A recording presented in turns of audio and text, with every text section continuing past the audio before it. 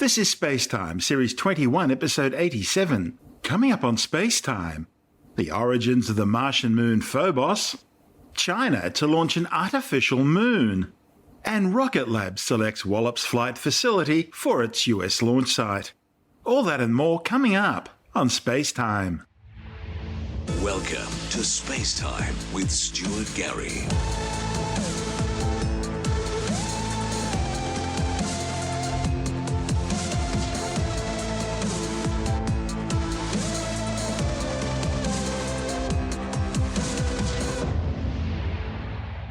A new study claims the Martian moon Phobos may have been created out of ejecta debris blasted out into space when a large asteroid slammed into the red planet soon after it formed. The findings, reported in the Journal of Geophysical Research, adds to a decades-long debate between astronomers about the origins of the tiny Martian moons Phobos and Deimos. The findings are based on a fresh look at 20-year-old data from NASA's Mars Global Surveyor mission, which suggests that the composition of the larger Martian moon Phobos is far more similar to that of the red planet's crust than previously thought. The problem arose because in visible light, both Martian moons look much darker than Mars, leading to the hypothesis that they were captured asteroids. Scientists can study the mineral composition of celestial objects by breaking down the light they reflect into component colours, creating distinctive visual fingerprints. So, by comparing the spectral fingerprints of planetary surfaces to a library of spectra for known materials, scientists can infer the composition of these distant objects. Most of the research into the composition of asteroids has examined their spectra in visible and near-infrared light.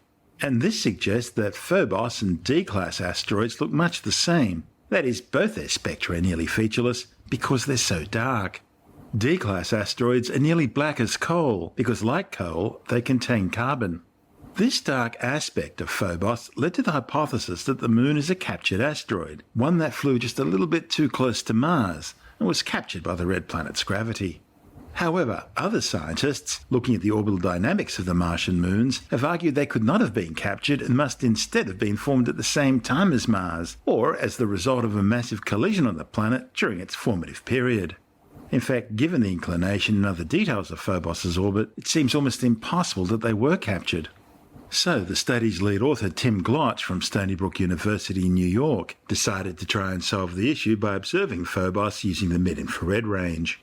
He looked at the heat signatures of Phobos captured in 1998 by an instrument aboard the Mars Global Surveyor.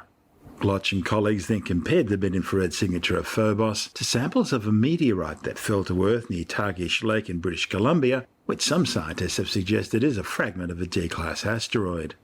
In the lab, they subjected their samples to Phobos-like conditions in cold vacuum, heating them from above and below to simulate the extreme changes in temperature from the sunny to the shady sides of airless objects in space. They found that the Taurids Lake meteorite looked nothing like Phobos at these wavelengths. Instead, mid-infrared Phobos most closely matches the ground-up volcanic basalt rock which comprises much of the Martian crust. Glotch says the findings lead him to believe Phobos might be an agglomeration of debris from the planet and the remains of an impacting object that slammed into Mars early in its history. Phobos is currently orbiting about 6,000 kilometres above the Martian surface and is dropping by about a metre in altitude every 50 years. Large cracks are now visible on the surface of the 11-kilometre wide moon, clear evidence that Phobos is now reaching its Roche limit and is slowly being torn apart by the red planet's gravitational tidal forces. Based on its current rate of degradation, in about 30 to 50 million years' time, Phobos will be no more, having instead been transformed into a ring of dusty, rocky debris orbiting Mars. You're listening to SpaceTime. I'm Stuart Gary.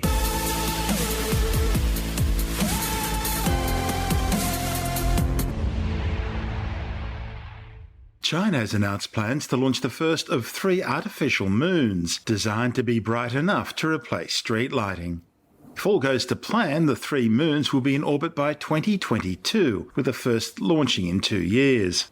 They'll be shining down on the city of Shenzhou, the capital of the southwestern Sichuan province, saving around $240 million annually in power costs.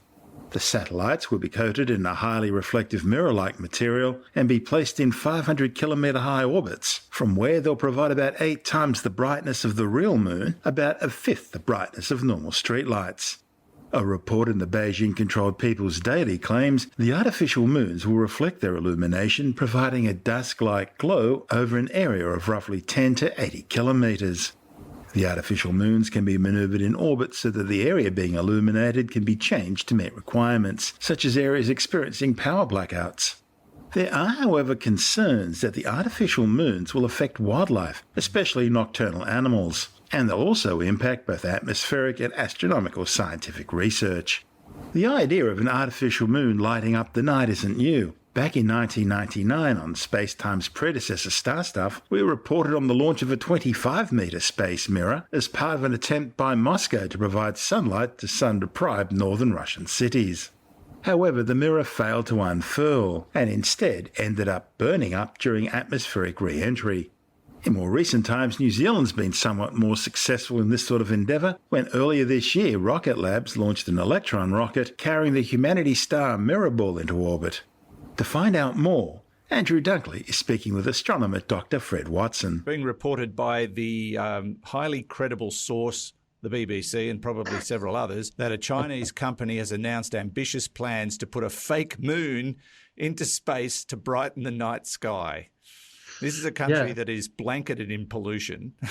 So that's true. One wonders if that's the reason. But are they for real? It sounds a bit like a beat-up. Really, the orbital mechanics of this sort of thing don't always work the way you might think they do. But let's tell you what we know. And yes, the BBC is one of a number of outlets that have reported this, but it's actually coming from an article in the People's Daily, the state newspaper itself in China. Oh, well, that's true. Which reports that there's an aerospace institute in the city of Chengdu which has announced plans that they want to launch illumination satellites by 2020 that are bright enough to replace streetlights. It's Gee, the BBC. That's a big call.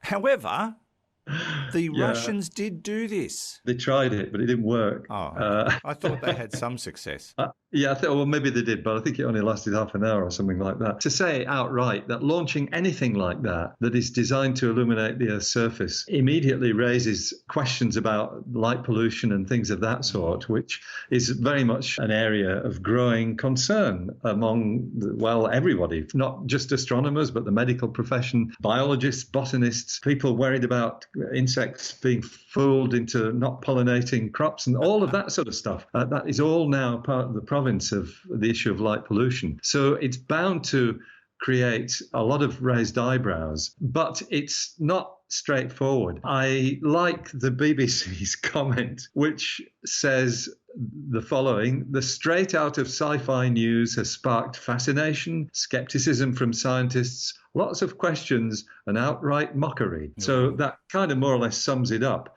It's apparently a person who is the chairman of a company called the Chengdu Aerospace Institute Microelectronic System Research Institute Company Limited. That's their name. So there's two institutes in there, which is pretty interesting. But the chairman is a gentleman by the name of Wu Chengfeng, and he says basically that there's been a lot of tests on the idea of putting some sort of mirror in orbit in order to illuminate the surface of the Earth in the area of Chengdu. Now, of course, you can't just do it with one mirror because you need several in order to provide any kind of constant coverage. You know that at the height of 500 kilometers, which is what they're talking about, that means that you've got an orbital period around the Earth of something like 90 minutes. So the spacecraft only passes over the area that you're interested in for a very short time. It's overhead for, maybe 5 minutes at the most, and then you've got to wait for it to come around again. You can do it actually in such a way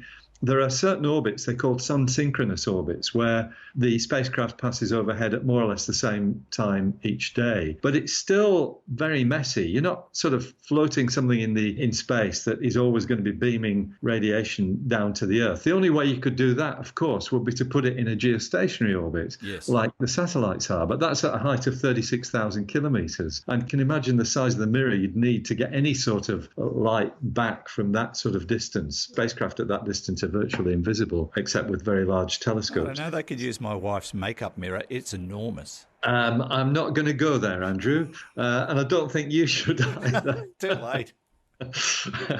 But I mean, we're mocking it a bit, and all the news outlets are having a bit of fun with it. And I do love the caption on the photo of the moth that says, "Has anybody thought what another moon would mean for moths?"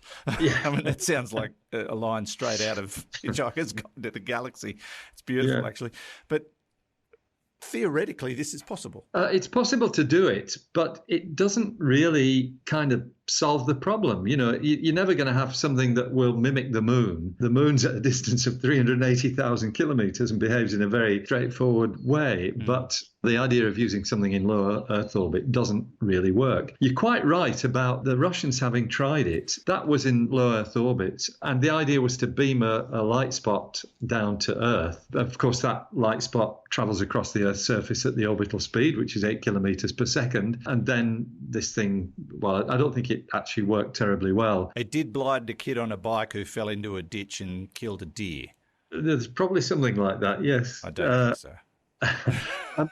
But, you know, I suppose the nearest realistic thing that we've got to this, and I'm sure you've seen these, there has been in orbit for a number of years, well over a decade, a fleet of spacecraft called Iridium. And the Iridium spacecraft, I think there were 66 of them. They're communication spacecraft. They're in a fairly low orbit, but each one has 3 antennas on it, which basically are polished mirrors. They're like large wardrobe mirrors, and they're all angled downwards. And when one of these things catches the light of the sun and reflects it down to where you're standing on the Earth, you see a spot of light, which is probably 1,000 times brighter than the planet Venus. It is very bright for a brief period of time, a matter of a couple of seconds. And so it's been a bit of a hobby among skywatchers to look up in the tables, and it was very easy to find when there will be what's called an iridium flare, and go outside with some unsuspecting mates and say, just look up there. And instantly, you know, this thing appears and flashes by. It's very impressive when you see the... You see the effect when you're flying and you look down and you see glints of light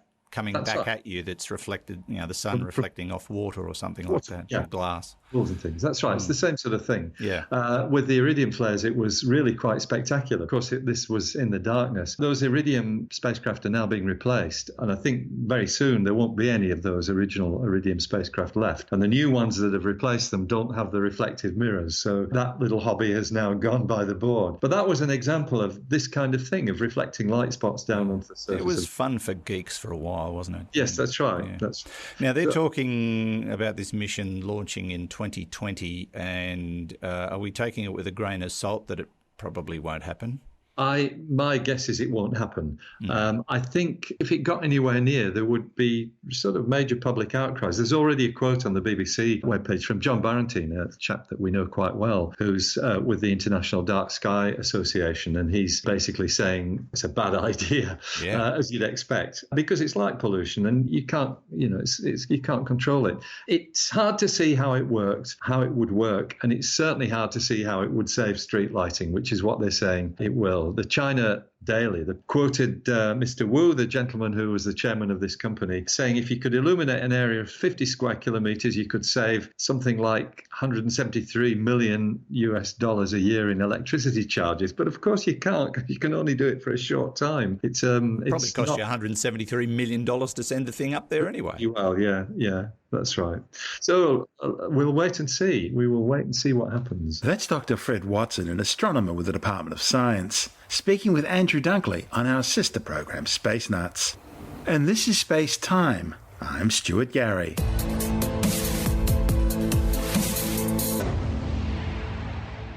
New Zealand-based orbital launch provider Rocket Lab says it will construct its planned United States launch pad at NASA's Wallops Flight Facility on the Virginian mid-Atlantic coast. The new facility will add launch capacity for the company's Electron rocket, which currently operates from a single launch pad at the Mahia Peninsula on the east coast of the New Zealand North Island. The Mahia Launch Complex is licensed to carry out up to 120 commercial flights per year. The new Wallops Island Launch Complex will serve both US government and commercial operations, undertaking a new mission every month.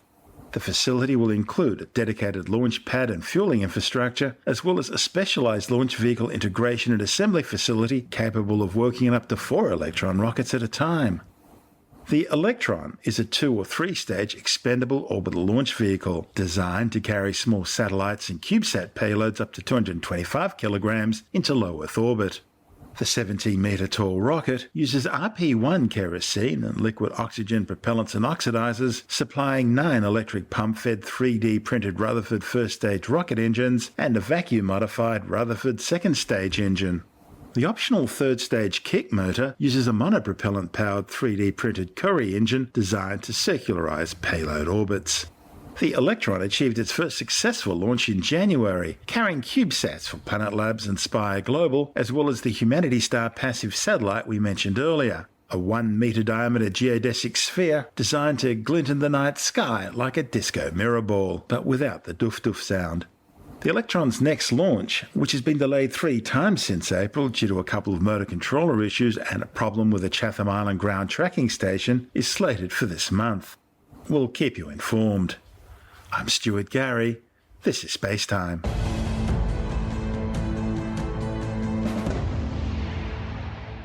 And time now to turn our eyes to the skies and check out the celestial sphere for November on Skywatch. November is the 11th and penultimate month of the year in both the Julian and Gregorian calendars. High in the northern skies this time of year, you'll see the constellation Pegasus, the Mesopotamian and Etruscan mythical winged horse, who was born from the blood of Medusa the Gorgon after she was slain by Perseus. The brightest star in Pegasus is the orange supergiant Epsilon Pegasi, located some 690 light-years away. It's estimated to have about 12 times the Sun's mass and about 185 times its radius. Epsilon Pegasi, together with the stars Markab, Algenib, Sheet, and Alpha Andromedae, form the astrium or pattern of stars known as the Great Square of Pegasus, a bunch of bright naked-eye stars which are shaped like a square. One of the stars in the constellation is 51 Pegasi. This was the first star system beyond the Sun that was confirmed to have an exoplanet. Also visible in Pegasus is the globular star cluster M15, also known as NGC 7078. This spectacular jeweled ball is located some 33,600 light-years away. Globular clusters are tight balls containing thousands of stars, which were originally all formed at the same time in the same molecular gas and dust cloud. M15 is estimated to be around 12 billion years old, making it one of the oldest known globular star clusters. It contains an estimated 100,000 stars, making it one of the most densely packed globular clusters in the Milky Way. Its core has undergone a contraction known as core collapse, and it has a central density cusp with an enormous number of stars surrounding what may be a central black hole. M15 also contains at least 112 variable stars, 8 pulsars including 1 double neutron star system, and the first ever planetary nebula found in a globular cluster. Now, if you're away from city lights, you may notice a fuzzy patch of light right next to Pegasus. This is the giant spiral galaxy of M31 in Andromeda. Andromeda is the biggest galaxy in our local group. That's the group which includes the Milky Way. It's located about 2.5 million light-years away. Andromeda contains more than 1 trillion stars. That's twice the number of stars the Milky Way contains. And it's physically thought to be larger as well, about 220,000 light-years across. The Milky Way and Andromeda galaxies are expected to collide with each other in about 3.7 to 4.5 billion years from now, in the process merging to form a giant new elliptical galaxy. Based on current observations, Andromeda appears to have more older stars than the Milky Way. It also has far less new star production than our galaxy. And the rate of supernovae in the Milky Way is also about double that of Andromeda. Andromeda is also surrounded by a large and massive halo of hot gas that's estimated to contain about half the mass of stars in the galaxy. This nearly invisible halo stretches about 1 million light-years from the galaxy, almost halfway to the Milky Way. If you get a chance to study Andromeda, do so. Even a good pair of binoculars or a backyard telescope should allow you to see the dark dust lanes in Andromeda's spiral arms, and in the middle of all that is its central bright galactic core. Okay, continuing our tour of the night skies, and let's move to the east and slightly south of Pegasus, where you'll see the ancient constellation of Cetus, the great whale or sea monster. Beta Ceti, or Deneb Katos, is the brightest star in the constellation Cetus.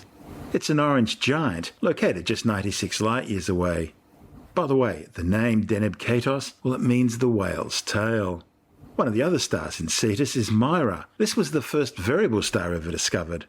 Located some 420 light-years away, Mira pulsates in brightness over a period of around 332 days, changing in diameter from about 400 to 500 times the diameter of the Sun. Alpha Ceti, traditionally called Menkar the Nose, is a red-hued giant star, some 220 light-years away. It's actually a double-star system, with the secondary, 93 Ceti, being a blue-white star, some 440 light-years away.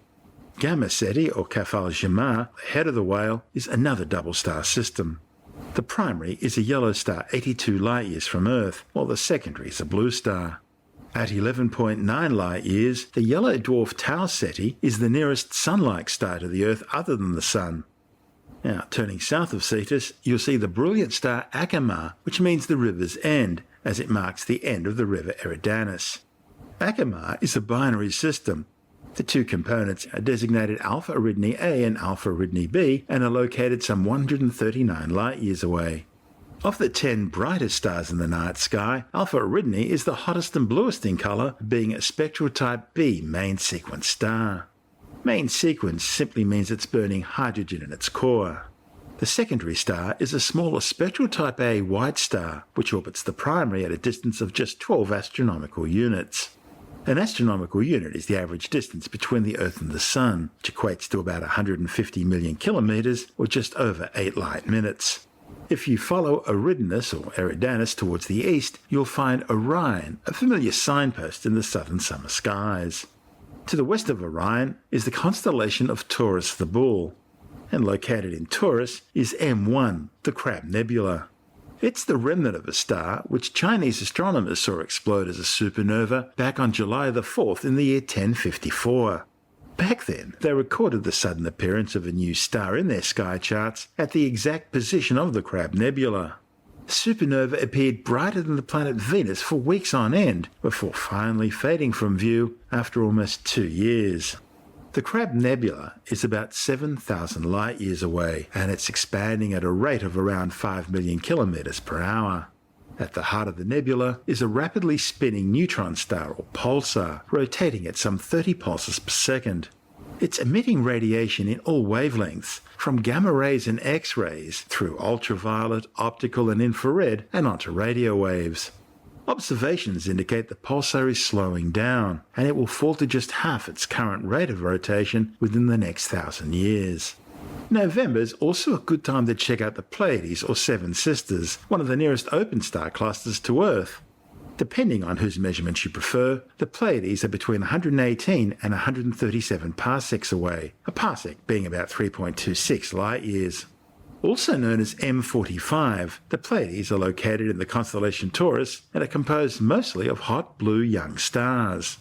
Amazingly, different cultures in vastly different parts of the world all describe the Pleiades as seven sisters or seven women, possibly as the result of some ancient throwback to early human civilization. Probably the best cometary display this year will be C45P Wirtanen, which will zoom through the southern skies on its regular 5.4-year orbit, becoming visible to the unaided eye around November the 23rd. It's worth keeping an eye out for. Just like October, November will see 3 meteor showers. There's the November Orionids, the Taurids and the Leonids. Although peaking in late October, the Orionids are continuing to sprinkle down during the start of November, and they're usually best seen in the wee small hours before dawn. The Orionids are generated by the debris trail left behind by the comet Halley, and they appear to radiate out of the direction of the constellation Orion the Hunter, hence their name. The Taurids are generated by the comet Enki, and as their name suggests, they appear to radiate out of the constellation of Taurus the Bull. Both Encke and the Taurids are believed to be the remnants of a much larger comet which disintegrated over the past 20 to 30,000 years, breaking into several pieces and releasing material through normal cometary activity, and maybe just occasionally through close encounters with the gravitational tidal forces of the Earth and other planets. In fact, this cometary stream of material which forms the Taurids is the largest in the inner solar system. Being so spread out, the Earth takes several weeks to pass through it, causing an extended period of meteor activity compared to the much smaller periods of activity in other showers. These interactions have, with help of Jupiter, caused the Taurids to be segmented into separate northern and southern streams. The southern Taurids usually runs from around September the 25th to November the 25th, while the northern Taurids goes from October the 12th through to December the 2nd. The Taurids are also quite diffuse, usually only producing about 7 meteors an hour. However, they're composed of more massive material, pebbles instead of dust grains, and so they tend to produce a high percentage of very bright meteors known as fireballs, the result of larger meteoroids burning up through the atmosphere. The southern Taurids should put on their best show just after midnight on November the 5th. Finally, there's the Leonids meteor shower.